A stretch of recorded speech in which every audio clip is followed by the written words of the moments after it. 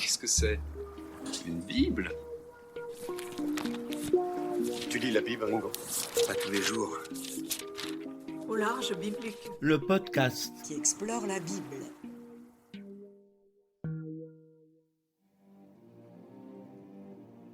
Le récit de Caïn et Abel représente le premier crime de la Bible, le plus abominable, où un homme assassine son propre frère au tout début de l'humanité. Le mythe et le personnage de Caïn ont inspiré, ou plus précisément questionné, les arts comme les théologiens ou la psychanalyse. Autour de Caïn s'est forgé des légendes et des fictions. Sans doute parce que le chapitre 4 du livre de la Genèse demeure encore énigmatique.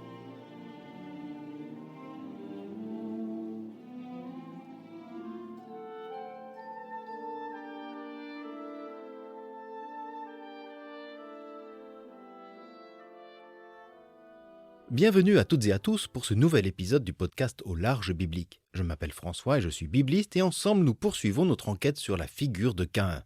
Lors du premier épisode, nous avons entendu ce récit dans son intégralité, un récit composé de 5 grandes scènes. D'abord la naissance de Caïn et de son frère, puis l'affaire des offrandes faites à Dieu et le crime encadré par un dialogue entre Dieu et Caïn, suivi, cela, de la sanction et enfin l'histoire de la descendance de Caïn. C'est une progression que nous allons suivre au gré des épisodes, et la première n'est pas la moins énigmatique. Comme dans tout récit, elle offre le cadre narratif et présente les personnages nouveaux, Caïn et son frère Abel. L'homme connut Ève sa femme. Elle devint enceinte, enfanta Caïn et dit « J'ai procréé un homme avec le Seigneur ». Elle enfanta encore son frère Abel. Abel faisait paître les moutons, Caïn cultivait le sol. L'homme connut Ève sa femme. Ce verset rappelle le récit précédent de la chute et de la sortie du couple humain hors du jardin d'Éden, c'est-à-dire hors de l'harmonie des relations entre l'humanité, la création et Dieu. Le couple humain vit dans un monde désormais loin de l'idéal mythique et originel. Le péché induit par le serpent touche à la parole de Dieu, parole de confiance, un péché qui a mis fin à un idéal. Selon Genèse 3, il s'agit moins de sanctions que de conséquences des actes du couple humain qui ont brisé ce lien d'avec Dieu en voulant prendre son rôle. Le rédacteur pose alors ce constat où la vie est marquée par la souffrance et la mort, dans l'enfantement ou le travail, et des relations de domination. Je ne vais pas tout reprendre, je vous renvoie à la série sur Adam et Ève, où nous avions aussi conclu que naissance et travail ouvraient aussi le couple humain sur une vie à transmettre et à donner. Rien n'était donc absolument perdu. Et cette procréation est déjà à l'œuvre. L'homme connut Ève, sa femme. L'homme n'est pas ici appelé Adam, mais il est désigné en fonction de son origine, celui qui vient de la terre, l'Adama, et qui y retournera. À l'inverse, la femme est appelée par le nom que l'homme lui a donné, Ève, Rava, la vivante, celle qui est liée justement à la vie, à la procréation. L'expression « connaître sa femme » est habituelle dans la Bible pour parler des relations sexuelles au sein des rapports humains. Il en sera aussi question pour Caïn et son épouse et une seconde fois pour Adam et Ève ou pour, par exemple, les parents du prophète Samuel. Elkana connut sa femme, dit le premier livre de Samuel au chapitre 1. Généralement, la suite indique la naissance d'un enfant en ces termes. Elle conçut et enfanta un enfant appelé un tel. Comme en notre texte, elle devint enceinte et enfanta Caïn.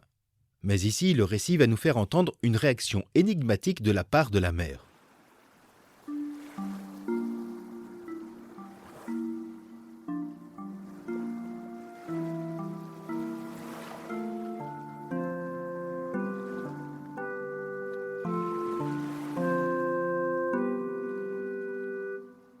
Elle devint enceinte, enfanta Caïn et dit « J'ai procréé un homme avec le Seigneur ».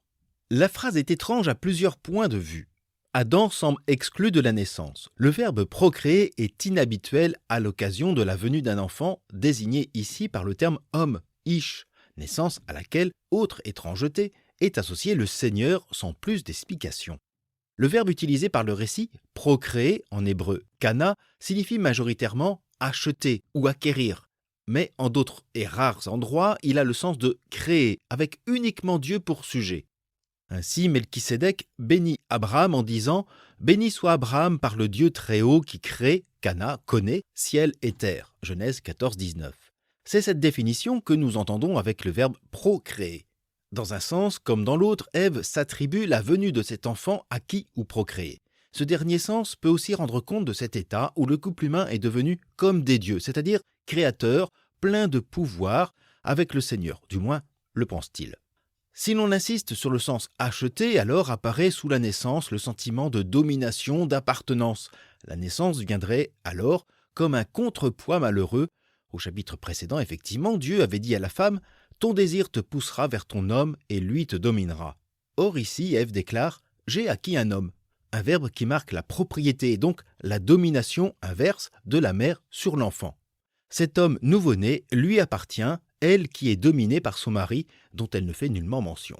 Il faut sans doute garder les deux sens possibles, procréer et acquérir, sans pour autant extrapoler. Il ne faudrait pas non plus attribuer à ce texte une fonction psychanalytique qu'il ne revendique pas. À mon avis, la remarque d'Ève est à entendre dans la continuité de la sortie du Jardin d'Éden, où désormais l'équilibre des relations homme-femme, comme ici entre l'homme et Ève, et plus largement l'équilibre des relations entre les personnes et les peuples est brisé. Et c'est bien cette rupture dans les relations que va montrer ce récit par la suite. Mais que vient faire le Seigneur dans cette histoire ?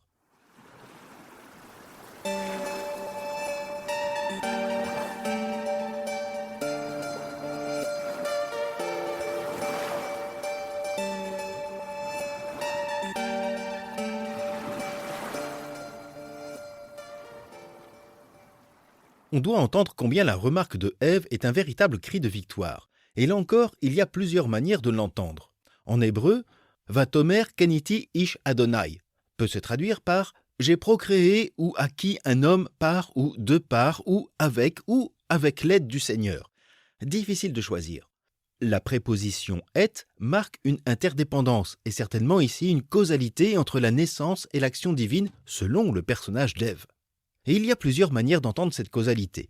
Dieu avait indiqué à la femme qu'elle enfanterait dans les douleurs, et nous avions vu lors de la série sur Adam et Ève que ces douleurs ne se résument pas aux douleurs de l'accouchement, mais évoquent surtout les dangers dus à la naissance, mortalité de l'enfant et ou de la mère, hélas nombreuses aux temps anciens.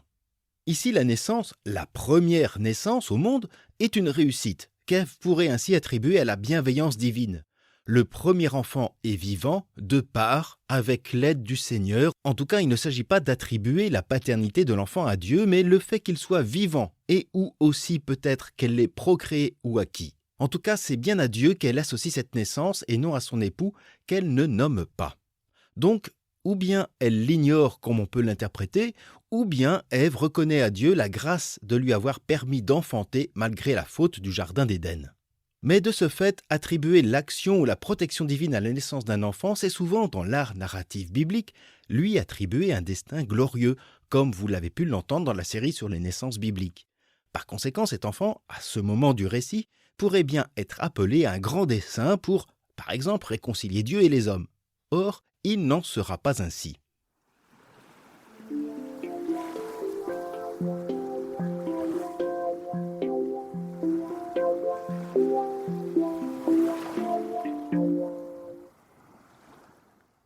L'enfant est appelé Caïn, en hébreu Caïn, un nom associé au verbe kana, prononcé par la mère et signifiant acquérir ou procréer. Caïn est ainsi celui qui est nommé par sa mère en raison de sa naissance et non de son avenir, celui qu'elle a acquis ou procréé. Ève fait ainsi le lien entre le nom de l'enfant et sa signification, et de manière explicite lors de sa déclamation.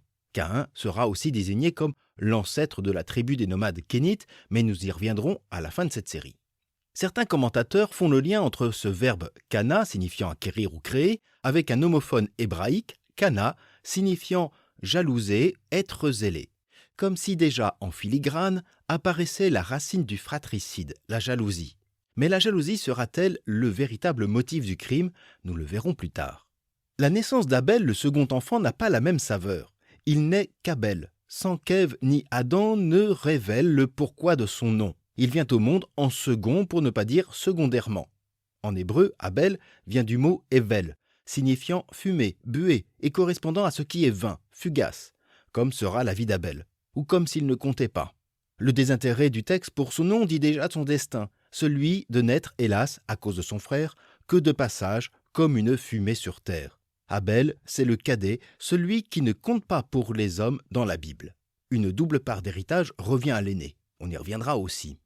Caïn, celui qui a été acquis, et Abel, la fumée, sont pourtant deux frères et le texte n'exprime aucune opposition. Ils ont certes deux activités différentes. Abel faisait paître les moutons, Caïn cultivait le sol. On remarque que le texte présente l'activité d'Abel en premier et celle de Caïn en second. Est-ce déjà significatif d'un renversement de perspective? Là encore, je vous demanderai de patienter.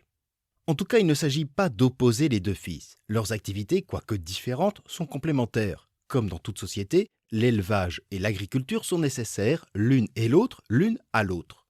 Et même, si l'on tient compte des chapitres précédents, on remarque que Caïn, qui cultive le sol, met en pratique l'ordre divin comme son père.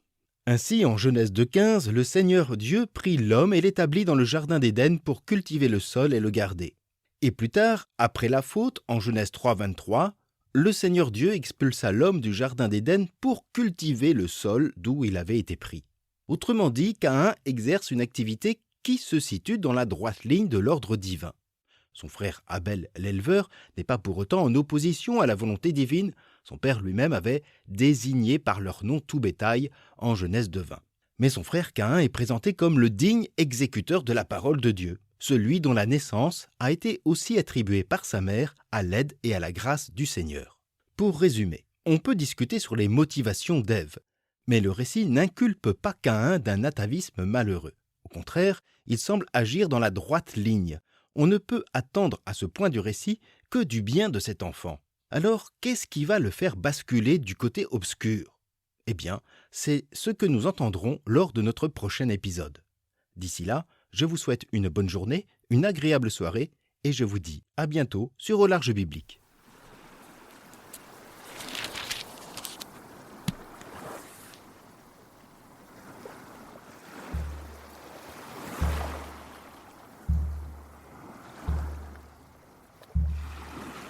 Au Large Biblique est un podcast créé et animé par François Bessonnet, prêtre et bibliste.